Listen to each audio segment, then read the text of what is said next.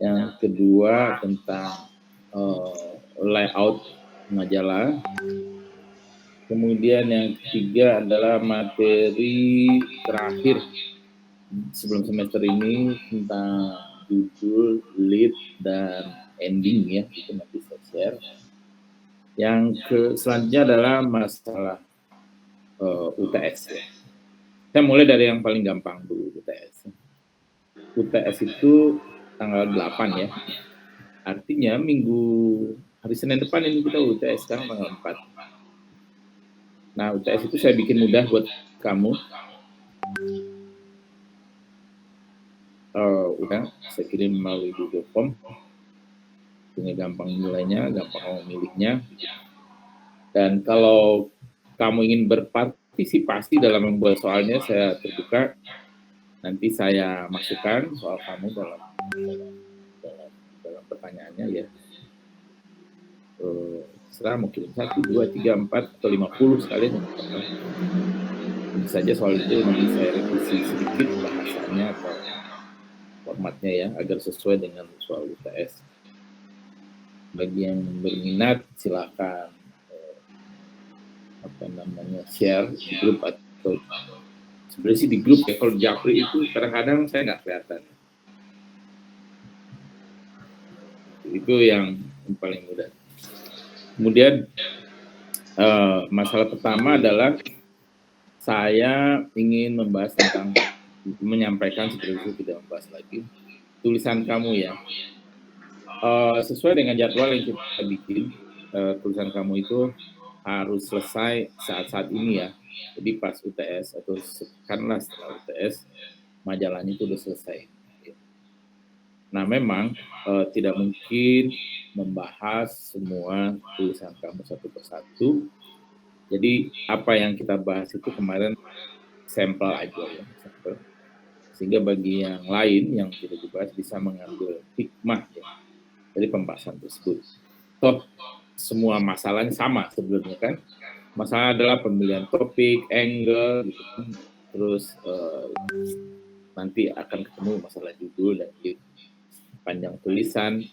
Itu aja yang jadi pokok masalah dalam tulisan kamu itu. Dan hasil juga sama, semakin kamu kerja keras ya, hasilnya makin baik. So kita membuat berita ya, bukan buat opini. Kalau opini, kamu tinggal sebenarnya kamu tidak usah mengumpulkan fakta peristiwa ya.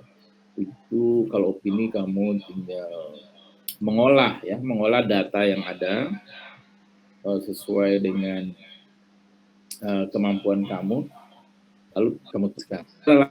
Relatif lebih mudah dalam hal mengumpulkan datanya. Tapi kalau bikin reportase features ini, relatif pengumpulan data lebih susah. Dan penulisan juga begitu. Sebab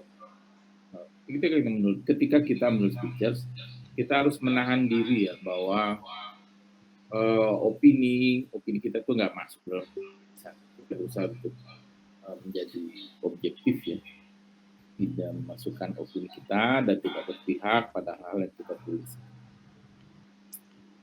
Jadi selesai nggak selesai ya, tulisan kamu itu bukan selesai. Jadi kamu harus menyelesaikannya ya.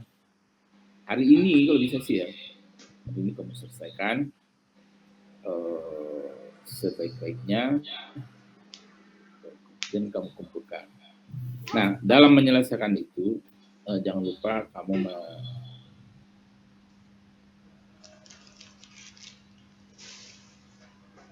macet ekonomi ya, kan itu menyangkut politik, ekonomi, itu current issue ya, hal yang selalu dibicarakan di sebuah negara oleh publik. Kayak sekarang ini kan politik itu selalu dibicarakan, itu pemilihan presiden.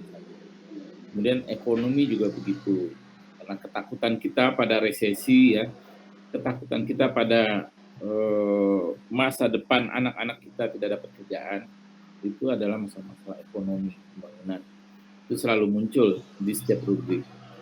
Yang ketiga adalah rubrik hukum dan kriminal.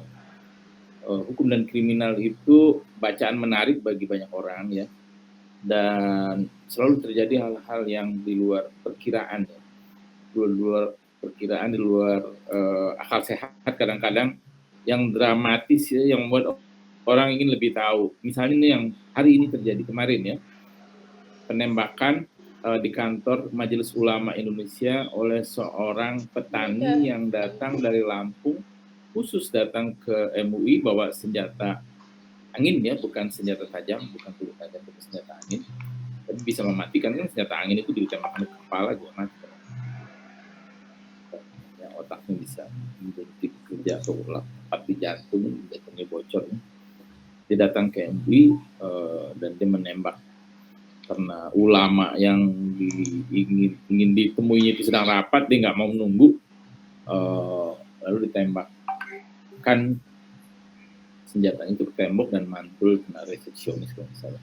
Nah itu adalah hal-hal yang semua orang pengen tahu mengapa dia melakukan itu gitu kan, lalu apa yang ingin dicapai dia gitu, terus dan siapa sih orang ini gitu. Nah itu membuat orang ingin tahu. Berita-berita semacam itu selalu ada dalam majalah, apalagi dalam majalah ya, mereka akan mengungkapkannya dengan dramatis. Cerita soal penembakan ini bisa dibikin seperti sebuah cerita yang sebuah cerpen yang ada ketegangannya, ada endingnya gitu ya. Itu kemampuan, tergantung kemampuan dari redaktornya membuat ceritanya. Itu 3 ya, politik, ekonomi, kriminal, satu lagi olahraga ya. Olahraga ini hampir selalu ada di setiap majalah terbit ya. Karena olahraga itu kegemaran manusia di muka bumi ini, selalu dia menyelenggarakan event olahraga yang besar ya, dan itu dinanti-nanti hasilnya oleh tempatnya. Tapi tidak ada satu cabang olahraga pun yang digemari oleh semua manusia. Mau olahraga yang populer itu adalah misalnya sepak bola. Kalau di Indonesia selalu ada bulu tangkis. Walaupun bulu tangkis itu tidak populer di Eropa, Amerika. Di Eropa itu yang populer adalah di Denmark, Inggris, Belanda, kemudian apalagi gitu ya. Di luar negara itu mungkin tidak terlalu populer. Nah, sepak bola relatif populer di semua negara kecuali di Amerika ya. Di Amerika Serikat itu sepak bola nggak top. Sana lebih top adalah football ya, American football. Agak berbeda dengan sepak bola yang kita kenal ini. Nah, 4 rubrik itu selalu ada di setiap terbitan majalah. Tapi bagi kita dalam rangka latihan mungkin kita tidak punya 4 itu, atau punya saya nggak tahu. Tapi saya ingat saya sih politik ada, bola kalau nggak salah ada, dalam hal ini adalah tentang VAR ya. Kemudian ekonomi saya lupa apa gitu ya. Kriminal ada kayaknya. Itu jadi kamu baca tulisan kamu edit sebisa kamu, kemudian kamu tandai itu tulisan kamu itu masuk rubrik apa. Nah, kalau misalnya dalam setelah kamu tandai gitu, kemudian kamu harus meeting sekelas sendirian ya. Kamu tentukan, misalnya dalam rapat itu ketahuan bahwa ada 3 tulisan di rubrik nasional. Kamu harus memutuskan yang mana yang jadi HL. Apa pertimbangannya? Pertimbangannya adalah news value ya. Mana yang lebih besar news value-nya 3 tulisan tersebut. Nah, yang news value-nya paling besar itu dijadikan HL, walaupun ya, jumlah karakternya mungkin kalah banyak dengan yang 2. Nah, tapi yang ideal adalah dia news value-nya tinggi dan tulisannya lebih panjang sehingga layout-nya lebih atraktif. Mengapa lebih atraktif? Nanti saya jelaskan dalam membuat layout. Nah, kalau membuat layout itu ada 3. Kalau misalnya dalam satu rubrik ada 3 tulisan, maka harus dipilih salah satu dari tulisan tersebut menjadi HL pada halaman rubrik tersebut. Nah, itu dibesarkan foto atau sampai di sini bisa dipahami? Ada yang ingin bertanya? Nah, enaknya ada kamera gitu, kamu ngangguk-ngangguk, saya lihat gitu kan. Kalau misalnya nggak ada, kan saya bingung nih, kamu paham apa enggak gitu. Ada yang ingin ditanyakan? Saya izin bertanya, Pak. Ya, Melan, silakan. Iya, berarti untuk tim redaksi ini ditentukannya dengan rapat per kelas dulu, baru diumumin ke Bapak nama-namanya siapa? Oh, kalau itu ya nanti itu ya saya jawab sekaligus saya jelaskan ya, apa namanya layout. Pertama saya ingin mengatakan gini, ukuran majalah kamu ya.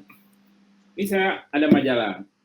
Ini kok buram ya. Saya coba matikan ininya. Apa namanya? Efek. Efek apply visual efek.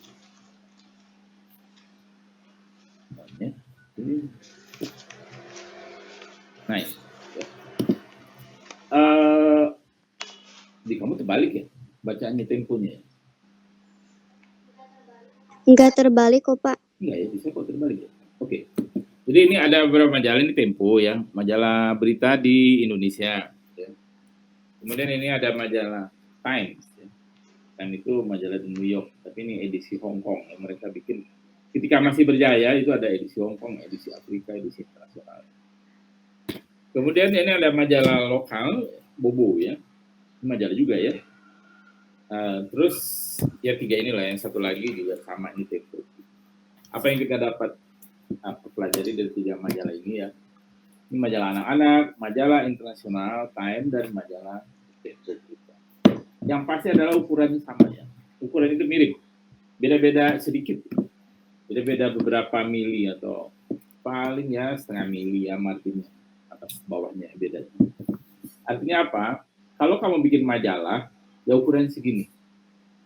Berapa ini ukurannya? Kira-kira 21 kali 27,5 ya. Itu ukuran majalah di seluruh dunia begitu ya. Yang patokannya adalah kertas plano ukuran 64 atau 63,5 kali 84. Jadi gini, plano itu aslinya adalah 69 kali 109. Mungkin kamu tahu itu namanya plano. Itu plano yang paling besar. Tapi dalam industri selalu aja ada yang ukuran-ukuran yang tidak standar, ukuran banci istilahnya. Nah, untuk majalah itu pabrik itu membuat kertasnya adalah 64 kali 84. Tentu saja kamu jangan bayangin kertasnya lembaran. Kertas itu gulungan, kayak gulungan tisu gitu ya. Tapi yang gede banget. Kamu nggak akan kuat angkat di tonan gitu. Nah, karena pabrik kertas itu sedikit dan pabrik si cetak itu sedikit, jadi kita harus mengikuti standar yang dibuat oleh pabrik cetak dan pabrik tas. Nah, mereka ukuran planonya adalah 64 kali 84. Itu kalau dilipat plano itu menjadi 16 halaman. 16 halaman majalah ini ya. 8 lembar, kira-kira gitu ya. Jadi kan kamu tahu kan, kalau ukuran kertas A4 itu dikali 2 kan A3. Ya. A3 kali 2 itu A0. A0 kali 2 itu jadi plano gitu ya. Jadi satu plano itu bisa 8 halaman. Nah, apa artinya ini? Majalah berita, majalah begini, jumlah halamannya adalah kelipatan 8. Jadi majalah itu jumlah halaman dalamnya ya 16, 24, 32, 40, 48, 64. Katakan 56 ya. 56, kemudian 64. Nggak ada tuh ukuran isi majalah itu misalnya halamannya 35. Nggak ada ya. Adanya adalah 32 atau 8, 4, 32, 40 ya. 37 nggak ada. Nah, tapi dalam latihan, kamu nggak perlu perhatikan gitu. Saya cuma mengatakan teknis begitu. Nanti kalau kamu bikin majalah beneran, kamu harus ingat-ingat itu bahwa jumlah halamannya itu adalah kelipatan 8. Itu teknis kan. Ukurannya juga